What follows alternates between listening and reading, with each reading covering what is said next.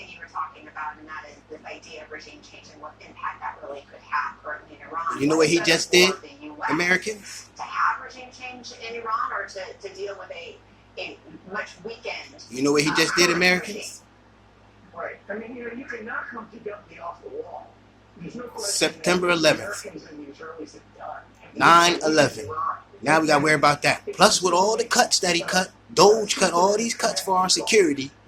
So now we're going to have to worry about a whole nother 9/11 because of why? Why? What did this have to do with anything with Americans? This had nothing to do with Americans. Nothing to do with Americans. There was no reason to even drop a bomb over there. Now we got to worry about retaliation. And we don't know how these people retaliate. They run planes into buildings, all types of stuff. Americans, we're in a bad place right now. But remember who put you there. Remember who put you there. Remember who put us in this place. Remember all your Republican senators and congresspersons and the main dummy up top. For what reason? Now we under threat. All we know, it could be another 9/11. We don't know, and we won't know, because they did so many cuts that our security is so weak right now, we wouldn't even know. And that would be a deliverable nuclear weapon. Yeah. And currently we're learning so much more about Iran and its capabilities. Pray for us, Americans. Capable of, but we learned so many details in just past 24 Pray for hours America. about these strikes that took place over the weekend. 125 aircraft, 75 precision-guided weapons, more than 24 Tomahawk cruise missiles, 14 bunker buster bombs. First time ever. You see what I'm saying?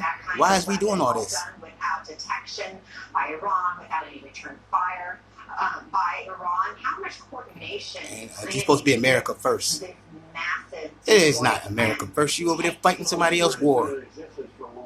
We had no problem with Iran. Ain't no Iranian man ever did nothing to me. Everywhere in the world. So the coordination. I don't know about y'all.